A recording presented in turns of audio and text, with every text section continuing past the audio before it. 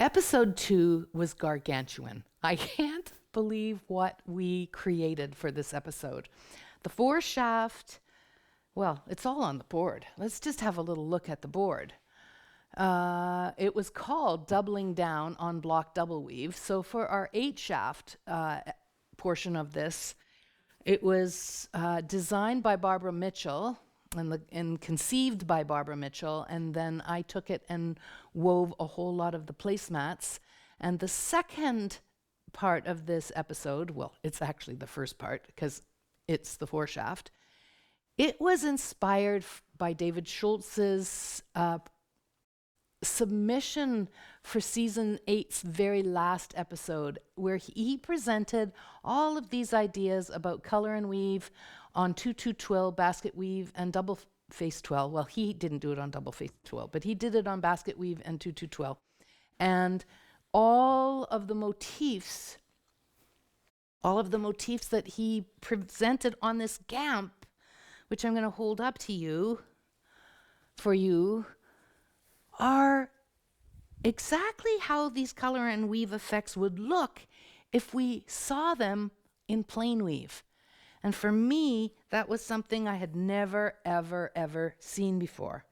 And I'm sure I have said in the episode that it might be there, but I have a feeling that David stumbled on this, and he understood the theory and brought it forward to all kinds of things. So let's look down here. Let's start in this bottom corner. We all know on a 2-2 twill that if you go dark light, dark light, dark light, you're not going to get what looks like log cabin, which would be horizontal, vertical stripes on one side, and on the other side of the fabric, you have horizontal stripes. But this is woven in a 2-2 twill. So the lines are a little wigglier than they would be in log cabin, but that reads as log cabin. This reads like 2 dark, 1 light that we would see in plain weave, but it's not. It's been woven in 2-2 twill. This looks like 4 and 4, 4 dark, 4 light. Well, it's like 2 and 2. It actually looks like 2 and 2 in a color and weave gamp, and here it is here. This is 3 and 1. It says 6 and 2 down here, but there's a system to this. You double everything. So if in plain weave we had taken a color and weave sequence that was 3 darks, 3 lights and 1 dark, or 3 darks and 1 light, it would look just like this. To make that show up on 2-2 twill, you double everything. So 3 darks becomes 6 darks, and 1 light becomes 2 lights. So he created this big gamp that explored all of this. He started this because he wanted to do color and weave effects on basket weave. But lo and behold, after he set up his warp for basket weave, threading it 1, 2, 3, 4, 1, 2, 3, 4, 1, 2, 3, 4, doubling everything up for basket weave, when he wove it in a 2-2 twill, all of those patterns were still there. That blew me away. Absolutely blew me away. So I asked him if we could somehow compensate him for giving us this information so that I could share it with all of you. And David is just such a generous man that he has given us all of this. So I created an episode based on this for you, but we wouldn't have this without David's research. Anyway, that is the very first part. For the foreshaft section, there is a PDF created that steps you through it all. All the theory is here with a picture of his gamp. And then I broke it all down, and I showed what these images looked like in plain weave if we threaded them 1, 2, 1, 2, 1, 2, 1, 2, 1, 2, and wove it in plain weave, and how could we make those images look the same if we did it on basket weave. So this entire PDF explores that. Here we have 2 dark, 1 light in plain weave. It's the same motif, it's just bigger. but we've done it on basket weave where we have 2 threads in a row, 1, 1, 2, 2, 1 1 2 2. Well, if you do that on 1 1 2 2 3 3 4 4, you can weave 2 2 twill on it. Anything that we can weave in a 2 2 twill, because it's threaded 1 2 3 4, we learned last year in the very last episode of season 8, we learned that we can weave double face twills, where one side of the twill is warp predominant and the other side of the twill is weft predominant. On 4 shafts, 2 sides of the fabric look completely different. What if we took that and overlaid David's concept on top of doubling up our color and weave sequences? And that's how this episode was born. So we've got a great PDF that walks us through all of these ideas in basket weave and 2 2 twill and in 3 1 and 1 3 twill. Incredible information in here, I truly think. And then I created 3 projects, 2 scarves and a set of mats, towels. They were just an exploration. You can make them as big as you want, turn them into whatever you want, runners for your table, but it was an exploration of all of the ideas. So the other 3 PDFs that are for this portion of this episode are the 2 scarves, this one and this one. The colors for this scarf were inspired by a piece that was sent to me by P.K. Marison from New Zealand. And she sent me this beautiful color and weave log cabin scarf that she wove. And I loved the color so much. And I used that scarf that she sent to me as my inspiration for these pieces. So thank you, PK. We have all of these weavers out there around the world who feed me with their ideas and their brilliance, and I am just so excited and happy to then share it with all of you. So here is, it's me doing this designing, a rendition. We have a division of space in 3, but it's getting, the squares are starting here small, getting larger and getting larger. We saw this goes right back to one of the Fibonacci episode in season 2, where we moved our squares and made them larger and larger and larger and larger. 1 inch, 2 inch, 3 inches, 5 inches, 8 inches. And so that was the basis for this. But on top of that, I did black and fuchsia for this side, black and orange for this stripe, and fuchsia and black here. So you can see it's log cabin. But the cool part about this is that the back side is completely different. So this is 4-shaft weaving. Front side, very, very strong, bold patterning. Back side, stripes. So we're weaving with 3 shuttles here. I kept the back side all 1 shuttle, but I'm weaving a 1-3 and a 3-1 twill at the same time, or something that's called a double face twill. And we learned all about that last year. So like everything in the School of Weaving, we build on what we've done before and add another layer. So the second scarf, I changed the threading. I did it, it's a completely different scarf. Gosh, it was so long ago that I did this, I forgot. So this has got the color and weave sequence going across, division of space in 2, asymmetrical division of space in 2. Gosh, I'll never get tired of doing it. A different color and weave sequence laid on top of it. And this is what I played with on the front side. The back side is solid. I changed colors up.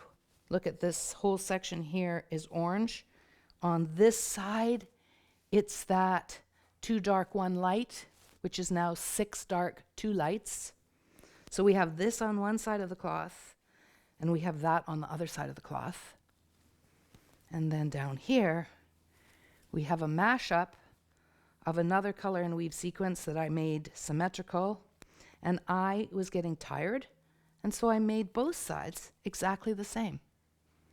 All these things we can do when we understand how to create double-faced twills on 4 shafts. And I want to point out that these scarves also have a really lovely drape. So the set was considered so that we could achieve a beautiful drape. Set is always the thing that determines what your hand and drape is going to be like. So all of that information is on these 2 PDFs. But I thought, heck, not everybody wants to wear a scarf or wants to weave a scarf. And quite honestly, in a scarf, I didn't get enough of a chance to really explore the possibilities. And you know me, it's all about the exploration. It's all about the journey. And if I don't get enough, I have to do something else that gives me more. So here is what I did.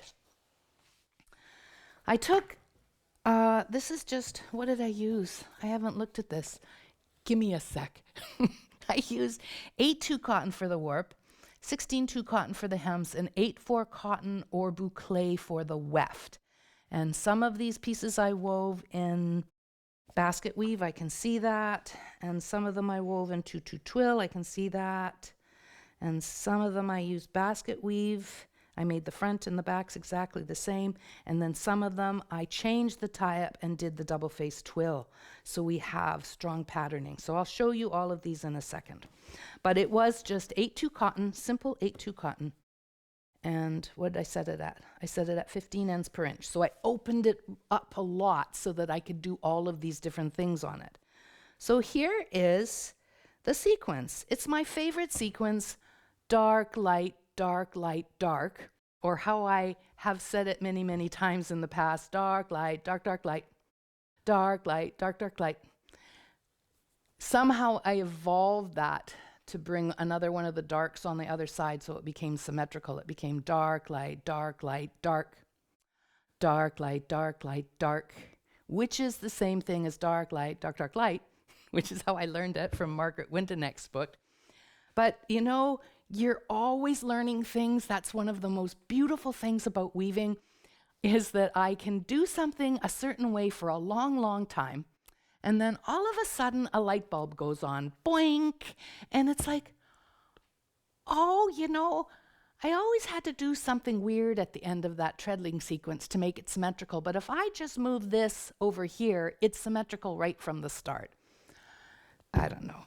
Who knows how our brains work? I've never been able to figure out mine, but I'm okay with that because I enjoy the moments when the light bulb comes on. It's so exciting. So here is the motif that you would get with dark, light, dark, light, dark, or dark, light, dark, dark, light. It's there all over this. I threaded that using David's system into this and wove it in basket weave. So this is pretty much the same on the front and the back, just sort of reversed a little bit. So that's a basket weave tie-up, 1 and 2 against 3 and 4. Then I changed the tie-up and made a full 2-2 tie-up. And I have my little motif here and at the bottom in 2 places. And then in the center, I just alternated 2 colors in a straight 2-2 twill. And it's the same on the front and the back. Then I thought, oh heck, I'm going to try that to create a different kind of fabric. What would it be like if I wove it with boucle? I love boucle on 8-2 cotton. It gives it some tooth. It's a little scratchy. It makes a real good towel, a loofah towel-ish. And here again, I played with colors from my stash, just playing with those stripes in a different set of yarns. But this fabric, I love this fabric. So if you don't like these colors, or if you want to make it bright and bold and completely different colors, I encourage you to try this technique because you get a whole lot of different things off of one warp. All right, so then I changed the tie-up and I brought forward what we had done in the very last episode of season 8, which was double-faced twills on 4 shafts, where we can create 2 completely different sides of the fabric just by weaving the front side with a 1-3 twill and the back side with a 3-1 twill. You need 8 treadles, or if you've got a table loom, or you can do it with a skeleton tie-up. Right, I forgot about that. There's always skeleton tie-ups. Anyway, here is the first one. All over this, we have our little pound sign motif on the front, but on the back, it's completely different. Done on 4 shafts. I love it. So many things we can do on a 4-shaft loom. Here is expanding on that idea lots of patterning on the front, much simpler on the back. And one more theme and variation. We've got the same thing happening on the front that we had on the last one, but on the back, we have two completely different colors, and we're just weaving wider stripes of pale limette and denim. So we've got color on this side and black and white on this side, all done on one warp, set at 15 ends per inch. Pretty cool. I think it's pretty darn cool. So that was the 4-shaft portion of this episode. And I'll just do a shout out to my David. Thank you so much. You're the best. Well, you're not just the only best. I have lots of the best. Don't want to play favorites. I love my dream team. Oh my God. Every one of you. You are always pushing me and teaching me. All right. So there was that. Now let's get the next section. Oh my gosh. The next section was just as big. So this was a journey too. The 8-shaft version or section of this episode was a journey, an amazing journey that I shared with another one of my gals who's just the best. And that's Barbara Mitchell. She is the best. Barbara understands so deeply what I'm always trying to do in the School of Weaving, which is overlay on previous ideas. Bringing forward same, over and over and over again. Same, but one little thing changed up and different to take us to a whole new world.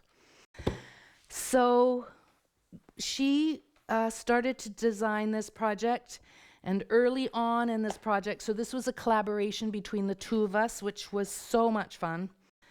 Early on, she sent me this piece right here.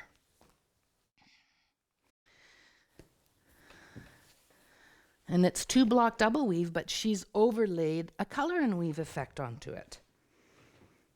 So just A block and B block going across, but on top of parts of it, she superimposed a log cabin stitch happening on the back side, and on the front side, she's got big division of space in 3. 1, 2, 3. There, we'll see it better here. 1, 2, 3. So this is one layer of the warp.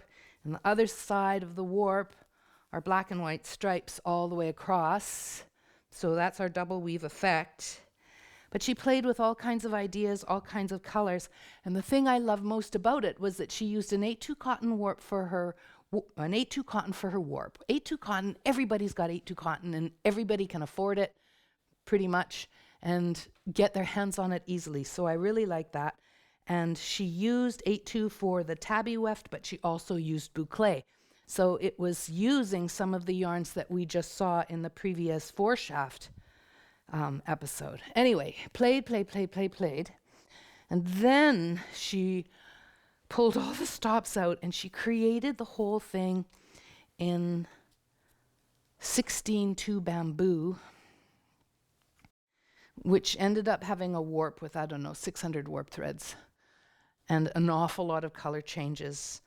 But here's the Trompes Rit idea.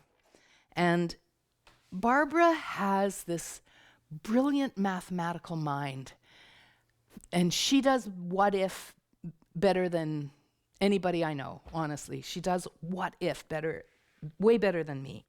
She comes up with all of these sequences because she's got this mathematical mind, and these cyclical sequences that she'll do. So she'll run through colors in a cycle and then start that cycle in another treadle. Now we have done we've done ideas like that back in season 2 and season 3, but she has brought all of that forward in her weaving journey, and it's all in here. So the reason we didn't use this in the end was because it was so complex, and I didn't know if it was going to overwhelm people. So I took her idea, I took her graphic, I took everything that she created, and I simplified it and went back to her original idea, which was the 8-2 cotton for the warp. That's my doggy barking. My little Chulu. Shh, Chulu. And created this. So I did the same thing. I kept her black and white on the one side. Here you can see it. This is one layer of the warp, black and white stripes. The other layer of the warp are solid colors. What I kept was the black and white on one side, and I brought in her bright colors from the bamboo piece. So then I took Barbara's original idea of one layer of the cloth being alternating dark light, dark light, dark light, and the other half of the fabric being divided, or the other side of the cloth being divided into 3 spaces. So in this little section right here, it's tied up, even though it's been threaded on 8 shafts to be able to do all the cool things that you're going to see. I did create the very first piece on this, the very first exploration, by tying up the 8-shaft loom as if the first 4 treadles were tied up for a 4-shaft double weave, and the second block, or everything on shafts 5 to 8, I tied it up the same way as it would be tied up if it were 4-shaft. So the tie-ups were identical. It was just like a potato print. Print that tie-up box here on 4, and then suck it off, print it up into the top 4 of the tie-up box, and I could weave it as though it were a 4-shaft idea. And this shows where I have my checkerboard on one side going from one side to the other. And it's, if you pull it apart, it's open. It's just joined on the sides, but it's open all the way across from one side to the other. So we see our checkerboard, we see our solid stripes, and then I, of course, had other tie-ups because I've got a million treadles on my looms. And I played with all of these ideas that Barbara had played with in here and in that bigger piece. And then I added some of my own because then I was playing. And I really love some of the stuff that's happening down here where I went back to the 4-shaft, treating it as if it was 4-shaft double weave and just weaving the 2 layers with solid colors. I love this. Super cool. So, and I kept notes and little stickers along the way and labeled the sampler when I took it off of the loom. When I took this piece off the loom, that's when I brought the whole idea together and created the next, I think, 6 pieces that are actually in the project. And they're all different, and they're all different to illustrate a different way of using the 2 layers and the blocks, because it was threaded with blocks with a color and weave overlaid to one side, and that comes through in the blocks. So if you look at the profile that's in this PDF that goes through the whole thing, you will see how the colors were arranged within the 2 blocks. But before we started, the PDF has a great breakdown of all the different ways that you can tie it up and thread your blocks, breaks out the layers. This way, this makes great sense. And if you watch the video and read this PDF along with it, if you've ever been struggling to own what happens in block double weave, this will help you do it. For me to own something I've always needed, I've learned the most from having someone show me on paper, and I listen to them and I watch them write it, and those 2 things together somehow get anchored in my brain so much better. So a lot of visuals. Here we talk about how the visual was created, how one side was a stripe and the other side was a division of space. The lines on here represent the blocks and the units. And of course, how to make your warp. There is your profile and your threading on 8 shafts.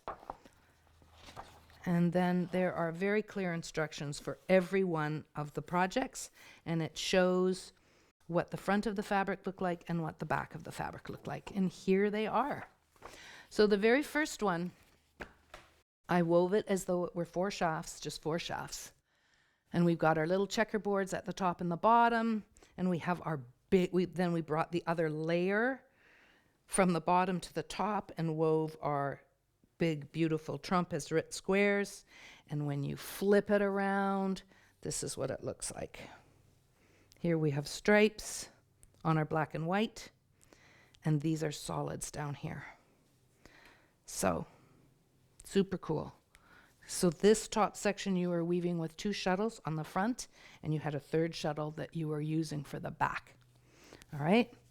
Then I changed the tie-up, and I made one set of treadles give us a framer so that everything is weaving just like this. I left this part in the tie-up right there. So those treadles got left, and that allowed me to do this, because it's the same as what I have here. And on the back, we've got a solid. So if I'm using those treadles here, I'm using green, and it's a solid. Here I used peacock.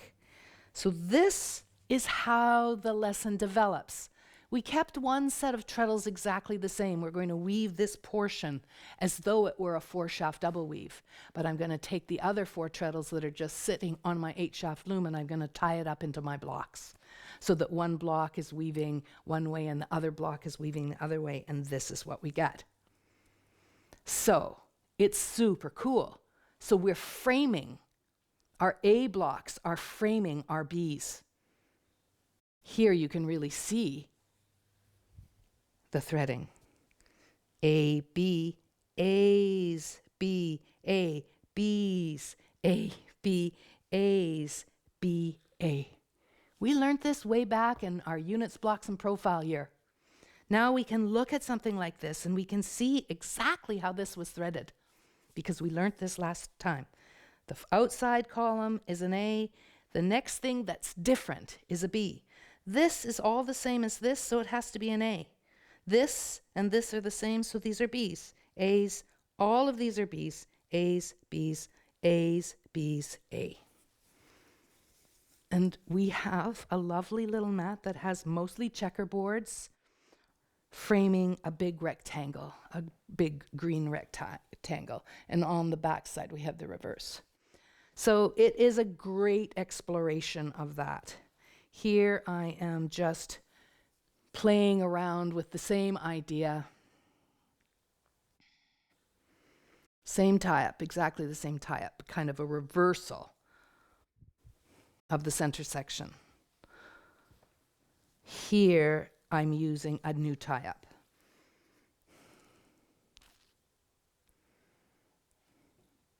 I can see my squares.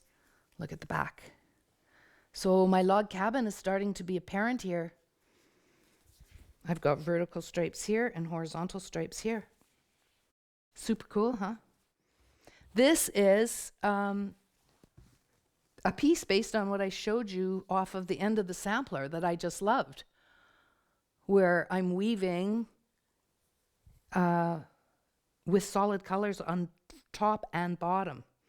So this, I'm just weaving with one shuttle. It's black on the top. It's also black on the bottom. It's green on the top. Here it's black on the bottom, so I did change it in some places. Here is reverse. This is black on the top and green on the bottom. So I just traded those places. They traded places. And then I worked on it with white and out the top with black and green. Yeah. Play, play, play. Oh, I think I must have done 8. Heck, I did 9. One thing leads to another. It's a slippery slope in the weaving world. Here, I'm playing with color differently and my blocks, but I'm weaving with boucle now. So this is one side, and this side is very blocky. Super stripy, super blocky. A mashup of everything. My A's are framing my A's and B's. So lots of that framing idea happening. We learned about framing in turn 12. You know, how you make your A block and your B block. The tie-up is exactly the same in both quadrants. That's how I'm getting some of this stuff happening in here. This is all with boucle weft. Oh, is this one? Yeah, that was all 8-2 cotton. All right, and this is A2 cotton. Again, play, play, play, play, play. All of these ideas off of one warp, and it really did push our concepts, our ideas, our knowledge, our theory around block double weave with an overlay of color weave and weave on top on one layer. It's pushed it even further. So another overlay. So that's what we did in episode 2. I think I covered everything in episode 2. So we're going to get ready for episode 3.